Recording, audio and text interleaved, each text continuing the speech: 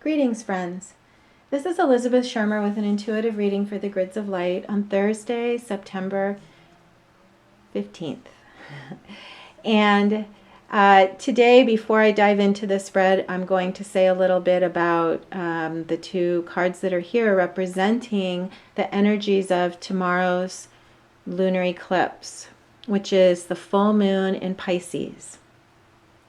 The card to the left is the Hermit, which represents the energies of Virgo. And the card to the right is the Moon, which represents the energies of Pisces. So Virgo, the sun in Virgo, the month of Virgo, is all about the opportunity for us to step into new levels of new experiences of mastery of our own life path, of our ability to integrate our mind with our emotions and more fully come forward into an experience of wisdom, of all that we've learned and all that we are bringing forward in our life. There's a quality of order to Virgo, and it can be order in the tangible world, and it's also order in a transcendent way of our integration of our personality with our higher self. So understanding that the big opportunities of this month of September, the Pisces full moon always, which is when the moon is opposite of the sun. Pisces is the opposite sign to Virgo. And the Pisces full moon is always a time then to experience a deep emotional fulfillment of this new experience of connection with our higher path of purpose. Dane Rudhyar, who is a really incredible teacher of astrology, talked about Pisces as the opportunity to transcend consciousness and connect to our own deepest self as if we're going as deep as the ocean. Pisces is the mastery of the element of water, and so it's going to the full depths of ourself as if we're immersed in the ocean and stepping into a full quality of courage and trust. And Pisces is future oriented, so this is courage and trust in the future, which enables us to release and dissolve whatever attachments to the past are no longer productive. And it's all about connecting with the larger collective good. That's the energy of Pisces, is a transcendent experience of the collective good and our ability to step into it. So the moon in Tarot represents the quality or aspect of stepping through gates of initiation, which are pictured in the card as Anubis, guarding the threshold, stepping through gates of initiation that enable us to experience larger wisdom and larger understanding and larger truths. And there's much more to say about the mystery of this card. The reason I'm spending a little more time on it is that the energy of this particular eclipse is opening a doorway, which is really pictured on this card, of our capacity to experience at a new level our ability to participate in the collective good. The astrology chart shows the potential or the activation of a split of consciousness, which means that there is a maybe amplification of some fear-based energies of that are active in our collective consciousness and on the world right now, and at the same time an amplification of the potential. The split is for the purpose of leaving those and dissolving our connection to them so that we can step much more fully into the experience of collective good, which we all need in our personal lives, of course, but at the same time is also so necessary right now for our world. And this larger amplification of the energy of the collective good and of wholeness is what we call love. It's the energy of love.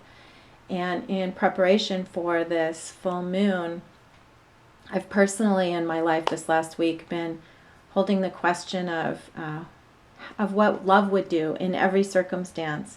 And I brought that question forward into the tarot spread today, and you'll see how it unfolds in a very interesting way as the planetary message for all of us. The energy of love is the glue that holds the universe together. It's the wisdom into which we're stepping. It's the healing that's available. And the way in which we can trust in the midst of all uncertainty that right now there's an opportunity for healing available for us in our own lives, and then for us to participate in healing for the world and to connect to Earth and Gaia, who is also participating in this expansion of consciousness and healing. So, having said that, I want to share with you the spread, which is a practical, gives practical advice for this big picture opportunity. And so the first practical piece of advice is in the position of awareness and mind and the mental realm. And it's the Two of Wands, which is called Dominion and refers to a quality of confidence, the quality of self-confidence, of stepping into the ability to connect with willpower and to embrace polarity and duality in a sense that enables you to come to coherence with your own will and to show up with courage to all circumstances in your life. The card is Mars in Aries, and it just represents this full capacity to fully show up and to, in an integrated way. There's nothing chaotic about this card. These the two symbols here are called dorjis. They're Tibetan tools of power, and you could imagine them spinning, and that energy being dynamic and powerful and in perfect balance and alignment. So again, the opportunity here for you in terms of awareness is to commit to showing up and to, through using your own tools of showing up, to come into an alignment of your own willpower and confidence and courage. In the position of circumstances, the Eight of discs came up reversed. I'm showing you that just because I'll be talking about the significance of the reversal, but I'll put the card up right so you can see the image. This is the card for Sun in Virgo, which is, as I said a minute ago, where we are right now. And I call this the Feng Shui card. It has appeared, I think, a few times this year in our videos because it feels like I've spoken about it fairly recently. The practical message of this card always is some form of bringing things to order.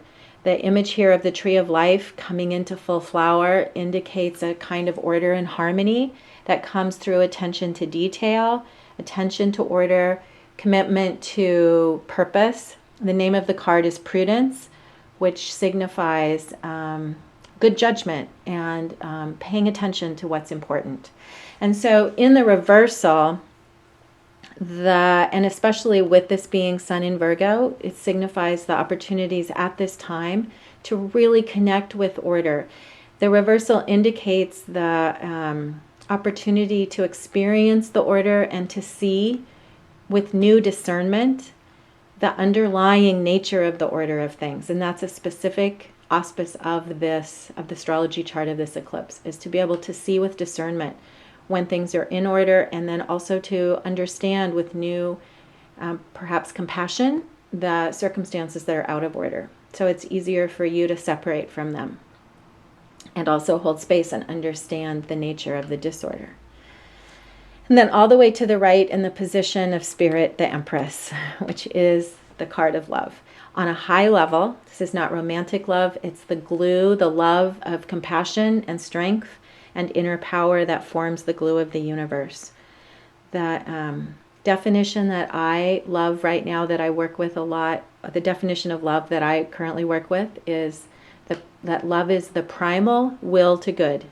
Primal referring to first, original, not primitive, but first and original, and underlying or foundational. The original, underlying, core will to good. That is the glue and the unifying force throughout the universe. It is the force. So the signal here, or the message here, is that this is the gift that's available to us, that there's an opportunity to step into new experiences of love and of connection to you and your highest path of purpose and the blessings that are abundantly available for you in your life. And then there's always one final card that I draw, and this is an exclamation point to that message of the Empress. which is the Six of Cups. And this card is called Pleasure. I looked because I have other names for this card in my head. It's called Pleasure. And the reason I have other names is because in our culture we associate pleasure as perhaps a little bit superficial. This card is the Sun in Scorpio. It represents a high level of mastery in the emotional realm. It represents a deep and coherent and emotional alignment with unity and with an alignment of your personal self with your higher self and with the energies of love that we're talking about. So it's hard right now for me to access other words because the signature is so deep, and it's really that signature of alignment. This is what is available right now, and this is the gift of this the coming 4 weeks of the portal that will open with this eclipse. So know that no matter what potential disturbances may be occurring in your own life, and there's certainly plenty of disturbances and disruptions in the world around us, know that the underlying signature that is behind all of this is the divine order of love, the primal will to good that calls us forward and calls life forward into expansion and unity. So with all of that, I wish you a really blessed coming month. I wish you a joy-filled full moon celebration, and I look forward to connecting again with the Libra new moon, which follows our fall equinox that's coming up in a few days. So I'll be in touch again in a couple of weeks with the new moon.